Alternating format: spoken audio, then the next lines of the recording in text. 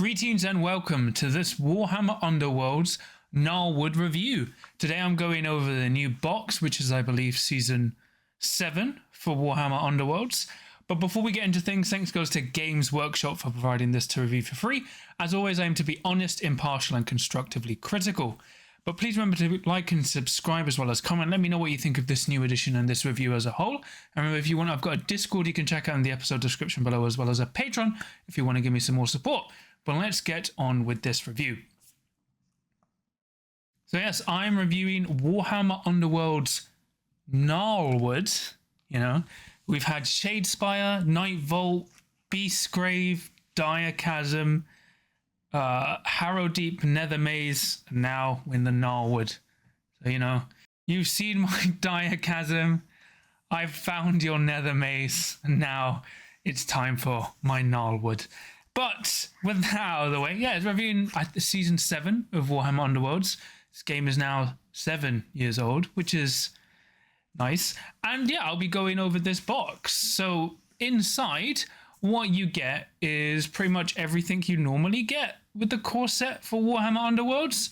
So you get the rulebook and instructions. So, you know, the rulebook's covering all the core rules for the game.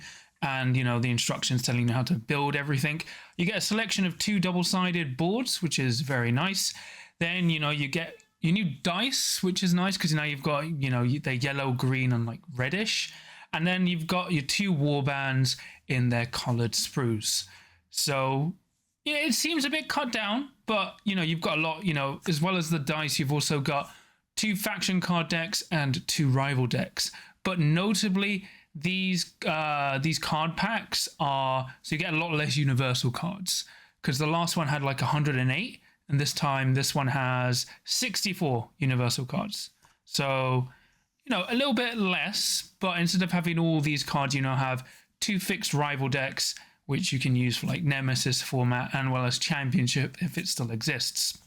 For the narrative, Warhammer Underworlds Gnarlwood, because in the Gnarlwood, same as Warcry and what's going on in the main Age of Sigmar story, the Gnarlwood is just a giant carnivorous wood that eats people, and or eats anything really, and it's full of beasts, treasures, and anything else any daring warrior could look for.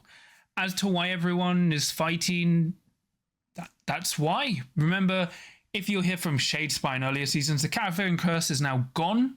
That stopped with the when Nagash got beat down by Teclis.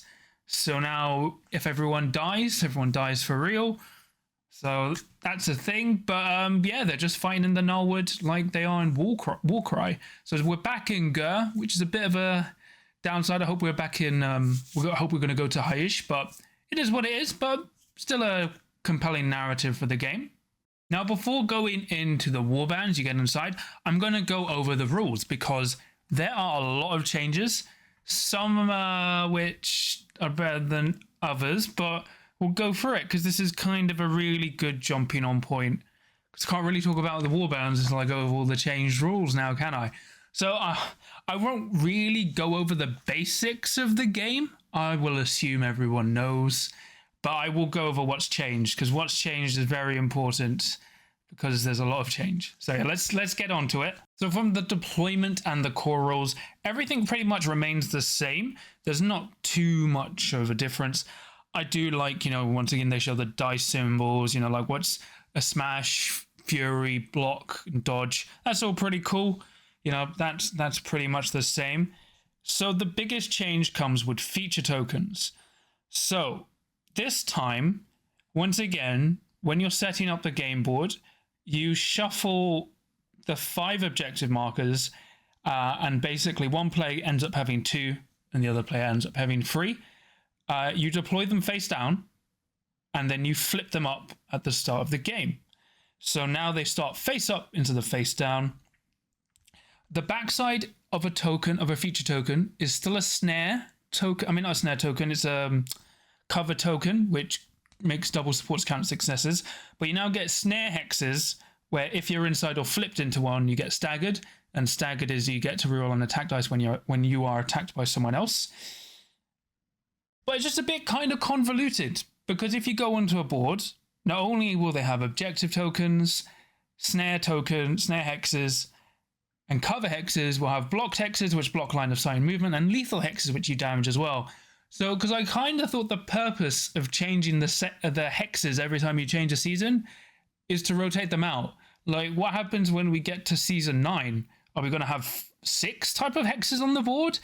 It's really strange. Like, you're changing the season and the mechanics, but you're still keeping old mechanics. So you have all these overcrowded boards. It's weird. Like, you know, it's nice they're still keeping cover hexes because, as I said, a lot of warbands depend on cover hexes from the last season or last 2 seasons, but it just feels odd.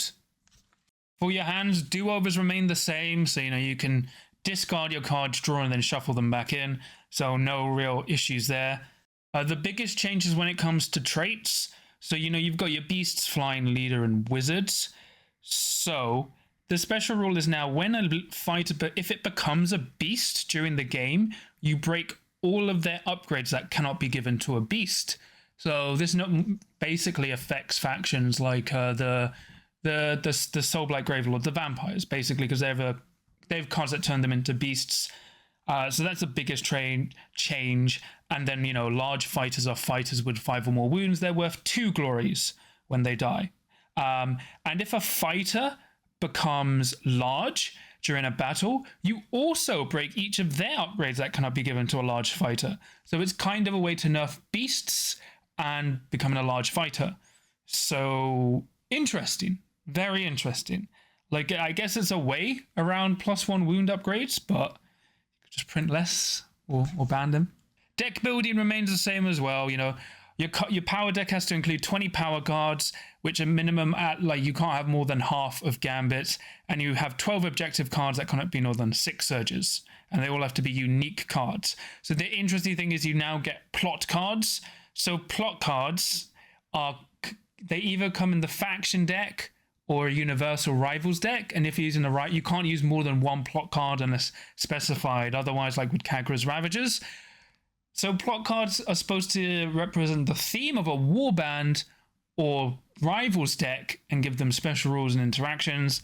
I like and hate it because it's more tracking, but it does give them more room to design stuff because it's been 7 years, right? They're starting to run out of ideas. You know, it gives them more design room is what I'm trying to say.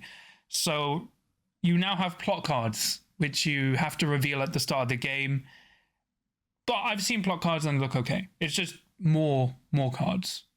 So when it comes to your activations, they're pretty much the same. The biggest change for now, because normally, well, in the last 2 seasons, after your activation, your opponent had priority in the power step, but now it's gone back to normal where you have priority in the power step. So clearly, playtesters or the community hated it, so they've switched it back, which is nice. So the biggest change, well, more big changes. So move actions. Before, when you moved a fighter, they got a move token, and once you have 1 or more move tokens, you can't move anymore. That's it. Now, once you have a move token, you can't do a charge action. So you can do multiple move actions during a turn. And I think I hate this. As in, like, for me, you had to be very smart with who you moved, and cards that gave move tokens to enemy fighters were really strong because you pinned them down. But now you can just move. It really, you know, minimizes the problem of getting longboarded, being slowed down, not running enough movement upgrades. It feels like a dumbing down of the game. And, you know, if you're approaching this idea as if they're trying to make Season 7 more approachable for new players, it makes sense. But for me, that's really kind of killing a core concept of the game. And, you know, like, you've got the Soul Raid who can do multiple move actions and Mollog, but apparently that's fine because, you know, the Soul Raid can still charge while having a move token, but it's weird. You know, you're stepping on the design of older warbands. Yeah, it is what it is. Following on, you've got the combat sequence. That's unchanged. You know, you've got a nice flow chart. That's nice and clear as well. But then you've got supports. You know, supports now work as they never get outnumbered. So as long as your supports always add up. So your opponent doesn't negate your supports, which has been like that since Season 5. So be it there. Now, when it comes to out of action, there are some changes as well. When you kill someone now, you've got an advanced rule called Plunder. So you use this during an attack action that takes an enemy fighter out of action. After the out of action check, place one available feature token in the hex that target was in with the objective token face up. So you now have a way to place more objective tokens, which is kind of a buff for hold objectives, I guess. But it's really weird because you're now going to have to take multiple objective tokens to multiple feature tokens to a game. And it can kind of mess up teams that need to hold all objectives. I think it's interesting, but it's something I would need to test out. Then you've got all the attack action keywords. Nothing's changed here. Knockback is now, remember, if someone's on guard, you can drive back someone with knockback, and knockback all stack. So if you have someone with like knockback 1, knockback 1, knockback 2, that's knockback 4. So, it's nice. No changes there. You've got guards, that's unchanged as well. You count both defense symbols as successes and you can't be driven back unless they have a charge. They have a knockback. Now we've got to charge action. So when you charge, you get a charge token. A fighter with one or more charge tokens cannot be activated unless each surviving friendly fighter has one or more charge tokens. When a fighter with one or more charge tokens is activated, that fighter cannot make a move action or a super action. See below. Super actions are actions that combine two or more actions into a single action. So another change here. So if someone's charged with all their fighters, they can now just keep attacking with them or go on guard and stuff. And once again, I think I really dislike this because I'm pretty sure there's going to be a way to break this. So the way it's supposed to work, if you've got a free fighter warband, you can now use your last activation to fight or something instead of just drawing. My biggest issue is, once again, it punishes a core concept of the game. The core concept of the game was activation management and playing around your opponent's activations. And if you were using an elite or warband or had less fighters, you had to be smarter with how you activated. This is now removed. And I guess, once again, if we're following the mindset of you're making the game easier for newcomers, sure, but it's really hurting a core concept of the game. And while most elite fighters have ranged moves, you can kind of still, like range 1 attacks, you can play around this. You have range 2 or 3 attack actions, and it actually makes stuff like Mollog worse if they get rid of their like attack piece, like their rubbish stuff, because now they can just keep on activating. And the other thing where it works is, let's say you've got 2 operatives left, like two fighters left, from like a 5-4 fighter warband. Let's say you've kept your leader alive who has a range 3 attack. They can now just charge and just keep attacking, because now you're like, oh, it doesn't matter if I lose initiative and you've wiped out most of my warband. You can't actually kill my leader, and now I'm going to charge and keep fighting, because now you have more operatives like fighters, and you won't be able to get them out of the way. I don't like it. I really don't like it. It's like you needed more restrictions on it. And I think this and move changes, not a fan. On that, magic is unchanged, so that's still the same. I've already covered the power cards, but the other big change with the power step is you can delve. So delving is, instead of playing a power card, you can flip a feature token. Now the thing is, if you flip a feature token now with delve, you gain a stagger token, which is actually a nice downside, and I think it's what delve should have had already. It actually makes delving tokens a downside, because you now, sure, you go into a cover hex, but you now become more easier to kill. So I think that's a good change. Now, here is where we come to more confidential, like conflicting stuff, I would say. I think this is stuff people are going to hate. So, sequencing has now changed. Instead of the player having priority, if 2 players would resolve an ability at the same time, and those rules do not specify otherwise the order, they roll off. And the winner chooses who resolves an ability first, then the other player resolves an ability. And they keep resolving abilities in this order until all have been resolved. It's weird. Why did you not just leave it player priority? Why did you change it to roll off? Why? This is so confusing. But there's more. So we'll keep going. So Gambit cards and upgrades are unchanged. Modifiers are unchanged. innate symbols and scatter are unchanged, but reactions. I think this is probably the worst change in the game. So normally when reactions worked, if a reactions worked at the same time, the person who had priority, who would have priority, would block that reaction. So let's say I'm the attacker, I'm going to attack with the reaction of that window. If my opponent has a reaction at the same time, they can play their card and stop me playing mine. That was some nice counterplay, you would agree.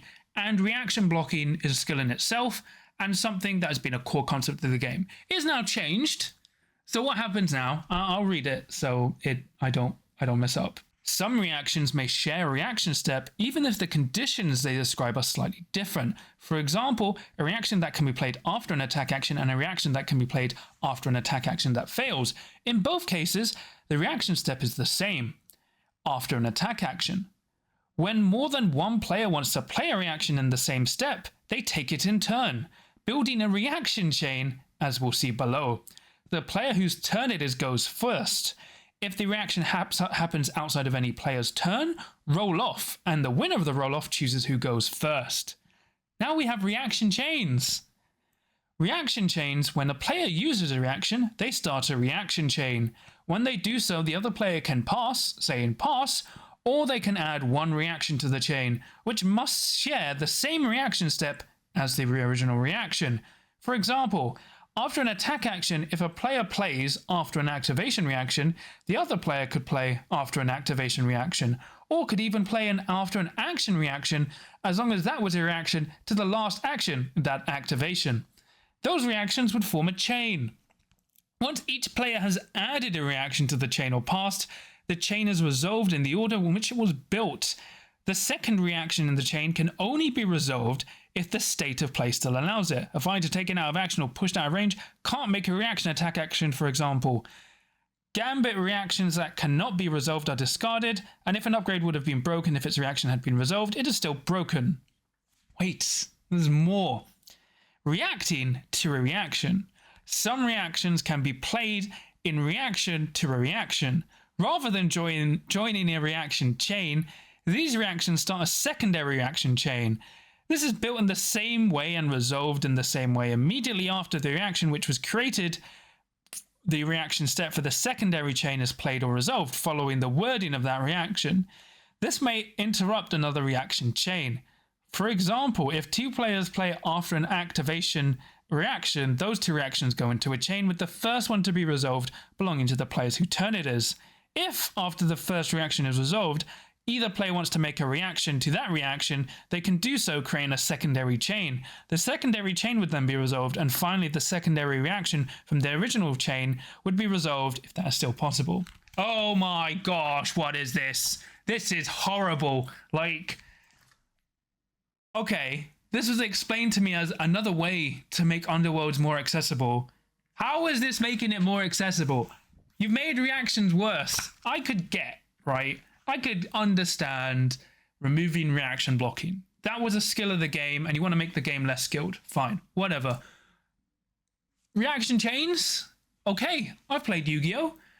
But it's like if you're playing Yu-Gi-Oh! And then instead of every time you reacted to a card, you now make another loop and another loop.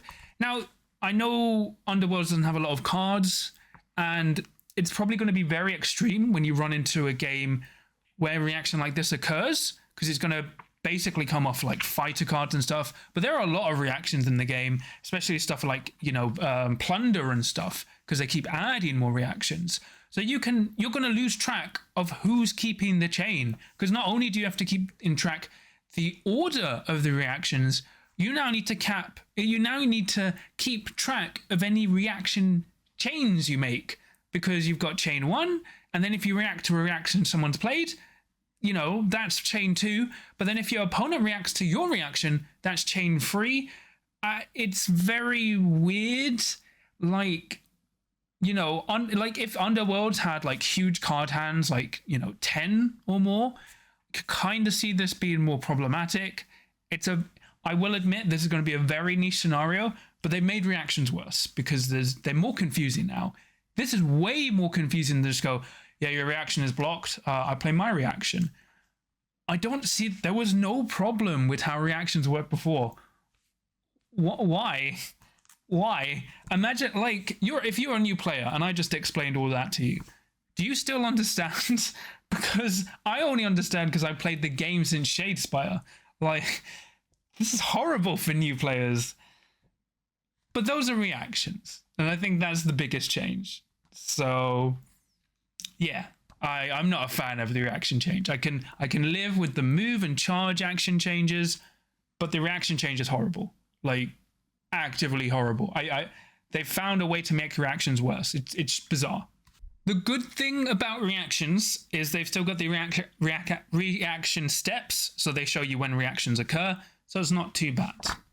And the final thing is, this hasn't been changed, but inspiration steps. So when you inspire, so you can inspire any point in the game, but you inspire at an inspire step. So an inspire step happens like at the start of your activation, like before the start of your activation, at the end of your activation, at the end of turns, and after power steps. So that's unchanged. So there's something to keep in mind. You don't inspire immediately or uninspire immediately. You inspire those points. Then the end phase is unchanged. You know, there's no real changes. I mean, there's the surge step, but I'm just gonna. There's no need to cover it. Hybrid and dual objectives are the same. They haven't added a new objective type, and you know, it's just you do that for 3 turns, and then you get the final end phase, and you know, that's it. The rulebook also has multiplayer games, which is nice. That's unchanged, and it's just describing how, you know, multiplayer games. And then you got the glossary. Honestly, while the glossary is helpful, it's usually incredibly inaccurate with a lot of errors. So I would always take the glossary with a pinch of salt, but it's nice to have. And then at the back, you've got a really nice turn sequence and combat sequence and all the options you can do. Really nice. Like the back of the book, really solid. And then I'll go over the 2 warbands briefly. You know, you've got the Death warband and the Chaos Human warband. They're both very neat, nice and fun. Obviously, the skeleton, like the Graveguard warband, looks way better. Has an inspiration mechanic that is dear to my heart, and thanks GW. And then, you know, the Beast guys are okay. They're fine. But, you know, I would say I definitely prefer the skeletons, especially after I read their rules. But they're both fun warbands, and they're pretty neat. I'll have a separate video covering them both. So if you want to do that, check them out, because I can go in depth. But I'll go over the 2 rival decks you get inside. So before, starting with Harrow Deep, you know, core sets came with like 100 or something universal cards. You got like 80 universal cards and like 20 or something Grand Alliance cards, which could only be used by Grand Alliance. Those are all gone. I mean, those cards exist, but now you've got 2 32 card universal rivals decks that basically give you 4 decks in the box, because you've got the Warbands with their 2 faction decks, and then you've got 2 new universal card decks, which you can't mix unless you're playing Championship, but it's mainly for Nemesis format and, you know, Rivals format. So you've got 2 Rivals decks to go off of, and I'll go over those decks in depth now.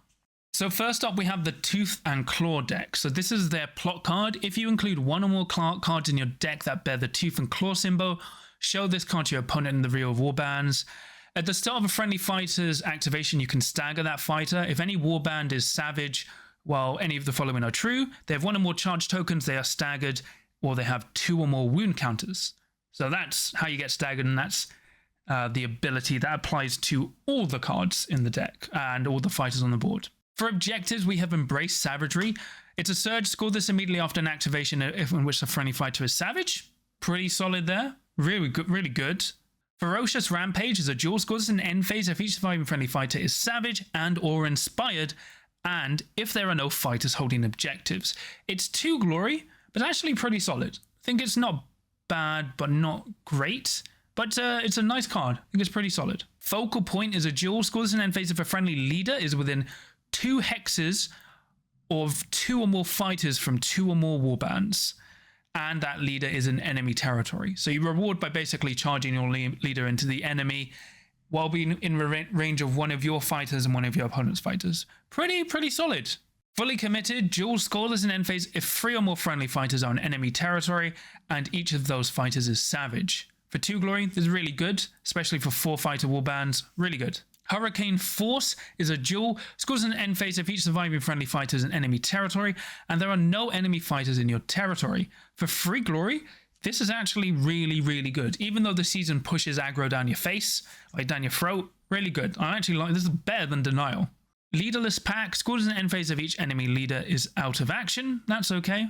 Macabre Spectacle is a surge. Scores this immediately after a friendly fighter's attack action that took out the target out of action if your friendly fighter was savage before you activated them. So you have to do this before, but it's an okay surge. Not bad. Mauled Surge. Scores this immediately after a friendly fighter's attack action that took the target out of action if that friendly fighter was supported by 1 or more savage fighters. Not bad. Pretty good. I think that's okay. Move or Die. Score this in an end phase if each surviving friendly fighter has 1 or more move or charge tokens. Really good for 1. Paragon of Ferocity. Surge. Score this, it's a Surge hybrid. Score this immediately after a savage friendly fighter's attack action. If it takes the target out of action and they're in enemy territory and that was a leader, it's, if that enemy was in enemy territory or a leader, it's actually really good. You know, thankfully it's not a duel. Really good. Supreme Savagery, Surge and Duel. Score this immediately after Savage Friendly Leader's attack action if the target was taken out of action and that was the second or subsequent fighter your leader has taken out of action. This is Warband dependent, but for 2 glory it's not bad. I think it's okay. Toyed With is a Surge. Score this immediately after a friendly fighter's attack action if 1 or more enemy fighters are vulnerable. This isn't great. I'm not a fan of leaving stuff vulnerable, but, you know, it's acceptable. For the Gambits, we have Binding Helix. Choose 1 savage fighter within 3 hexes of your leader. That player rolls 1 defense dice for each of the chosen fighter's upgrades. If they roll 1 or more block symbols during that, nothing happens. Otherwise, the chosen fighter is a beast. This persists until the chosen fighter or your leader is taken out of action. So basically, it's a nice way to break someone's upgrades. Pretty nice. Call to Heal. Choose 1 beast or savage fighter. Push that chosen fighter 1 hex up to 4 hexes if it's a friendly fighter, so it is adjacent to a friendly fighter. That's really good. Actually, I like this. Dark Command. Choose 1 beast or savage fighter. Deal 1 damage to 1 enemy fighter adjacent to that fighter. Really good. Determined Brutality. The first range 1 attack action made in the next activation is Cleaver and Snare. Pick 1 in the declared action step. Really good. Gore Swamp is a domain. +1 move to Corn fighters. Each other fighter has a movement characteristic of 2, while that fighter is making a move action that isn't part of a charge action. This persists until the end of the round or another domain gambit is played. It's okay, but this definitely feels like a card that wasn't designed for the deck. Really weird. Like, this is just a normal universal card. Internal Surrender. Choose 1 friendly fighter. That chosen fighter is savage. +1 dice to their range 1 attack actions and -1 defense. Persist until they're taken out of action. Really nice. It's great on defense 1 fighters. Lurking Gnarlwood is a domain. Cover hexes are also lethal hexes and persist until the end of the round or till another domain is played. That's okay. Predatory Fog is a domain. After each fighter's activation, stagger that fighter unless that fighter made 1 or more range 1 or 2 attack actions during their activation. The effect persists until the end of the round or till another domain gambit is played. Not great. +2 move from Reckless Haste to fighters in the next activation. After the next activation, stagger each fighter they made 1 or more move actions. It's okay. Savage Season. Choose 1 or more friendly fighters, heal 1, and stagger each chosen fighter. It's not bad. For upgrades, we have Beast Claws, which is range 1, 2 fury, 2 damage, flurry. While this fighter is savage, you can reroll any number of dice in the attack roll. It's garbage. Beast Caller. When a savage friendly fighter is the target of an attack action, this fighter is supporting that fighter. Reaction. After a savage fighter is pushed, other than by this reaction, push this fighter 1 hex towards that fighter. It's okay. Brutal Transformation. You cannot give this to a leader or a large fighter. This fighter is a beast. +2 damage to their range 1 action, and they cannot make super actions. I actually really like this. It's a nice trade-off. You can't charge, but you can just Hulk Smash. It's nice. I think this is one of their better designed +1 damage cards. Feral Alteration cannot be given to a large fighter. The fighter is a beast. You get +1 move and wounds, and your range 1 or 2 attack actions have knockback 1. This is amazing. Like, sure, it can only go on a 3 wound fighter or below. This is great. So good. Feral Instincts. This fighter is a beast. +1 damage to this fighter's range 1 attack actions when activated. If this fighter must make an attack action, it can. Otherwise, it must make a charge action if it can. Otherwise, it must make a move action that ends closer to the nearest enemy fighter. If it cannot make any of these actions, it cannot be activated. It's nice. Just put on your beasts, though. Gifted Ferocity is a mutation. +1 dice to your range 1 attack actions. After a friendly fighter's attack action takes that enemy out of action. If this is in your hand, give this action to a friendly fighter for free. That's pretty good. Gifted Vitality is a mutation. You cannot give this to a large fighter. At the end of the action phase, heal 1. Reaction: after a friendly fighter's attack action that takes an enemy out of action, you can give this for free. It's okay. Doesn't really fit the theme of the deck. Mark of the Stampede. This fighter is a beast. +1 move, +2 while savage. Cannot be staggered while savage. This is really good. Like this. Natural Hunter. +1 move. While this fighter's target is savage and or trapped, this fighter's attack actions have ensnare. It's okay, but not great. Stubborn to the Bone. Enemy warbands cannot push this fighter. In addition, while this fighter is savage, you can reroll 1 dice in this fighter's defense rolls. It's alright. I think it's actually pretty solid while you're savage. Next, we have the Daring Delvers deck. This is a plot card. If you include one or more Daring Delvers cards, you get this. Your exploration count starts at 0. Increase your exploration count by 1 when you place a feature token during a round. At the end of the action phase, for each friendly fighter that is on a feature token that is not in your territory. At the end of each action phase, for each surviving friendly explorer that is not in your territory, and then decrease your exploration count by 1 at the end of each round for each enemy fighter that is on a feature token that is in your territory. And what I like about this card, it shows you where to place your counters to keep track. That's actually really neat, and whoever did this deserves like a raise. This is really good. Really good to see this. But basically, explore by murdering and, you know, doing standard British stuff. For objectives, we have Bold Venturer, Ace Venturer. Jules, score this objective in an end phase if a friendly leader is in a cover hex or lethal hex or on a feature token and you're in enemy territory. That's okay. I think that's fine. Brave the Root Maze. Score this immediately after an activation if 3 or more friendly fighters are each in a cover hex or a lethal hex or on a feature token. That's okay. Not bad. Cautious Venture is a duel. Scores in the end phase if 2 or more surviving friendly fighters are in enemy territory and your exploration count is at 3 or more for 2 glory. This is actually really, really good. Claim Guardians. Duel. Score in the end phase if 2 or more surviving friendly fighters are each holding an objective and your exploration count is 5 or more. Tougher. Not a fan of. Fearless Explorer Hybrid. Scores in the end phase if your 2 or more domain cards are in your discard pile and your exploration count is at 5 or more. It's whatever. Uses domain cards. Don't care. It's bad. Pathfinders. Warhammer 40,000 Pathfinders? Anyway, Surge Hybrid. Score this in immediately after a power step if you play Kill Team. If your exploration count is at least twice the round number, e.g. 4 or more for round 2, or your exploration count is at least equal to the round number and 1 or more friendly fighters are explorers. I think this is pretty okay for 1 glory as a Surge. Sleepless Sentries. Score this in end phase if each enemy fighter is within 2 hexes of 1 or more friendly fighters for 2 glories. It's not bad. There's a universal card of this, but this is solid.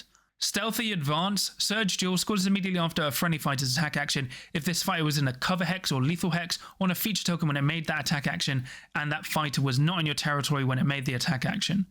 That's okay for 1 glory. Sudden Demise.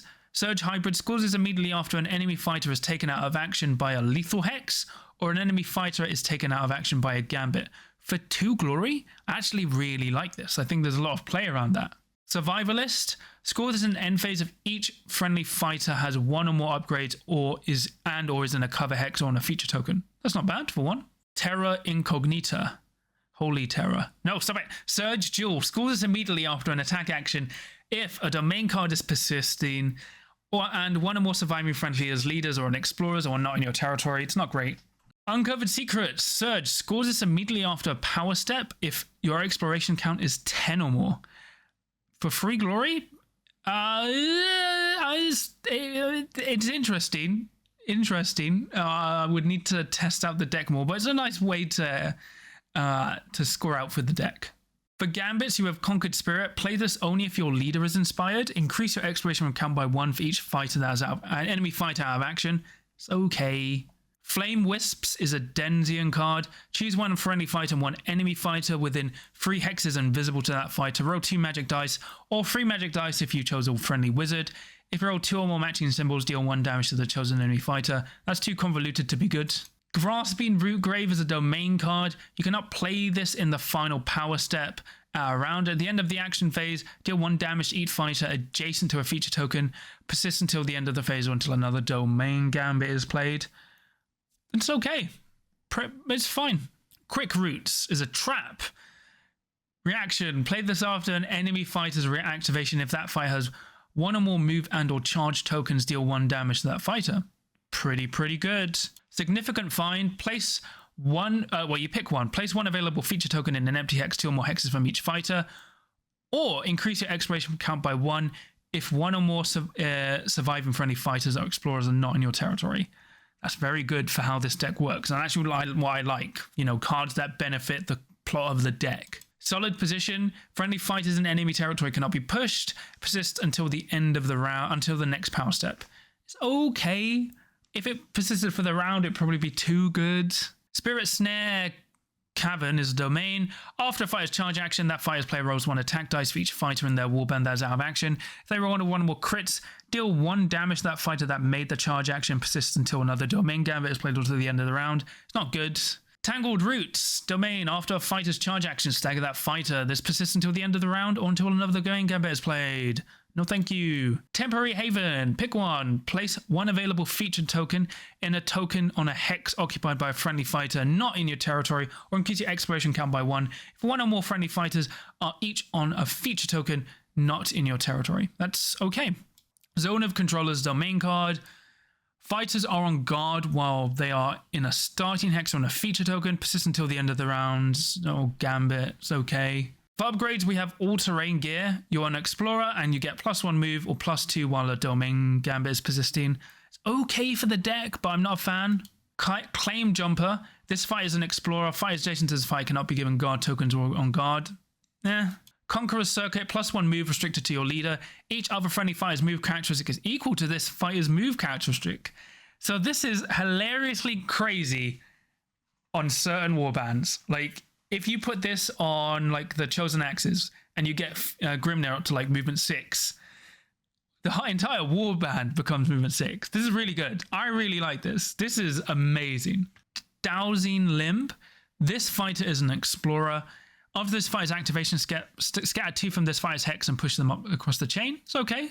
Not bad. Enshrouded Shot is an attack action. Range 4, 2 smash, 1 damage. Grievous. Enshrouded. This fighter can only make this an attack action while on a feature token. It's okay. Final Say. Reaction after a gambit is played that chooses 1 or more friendly fighters. Give this fighter 1 charge token and break this card. When you do this, gambit is not resolved. It's not worth it. Gifted Sight is a mutation. This fighter is an explorer. Blocked hexes do not block line of sight for this fighter.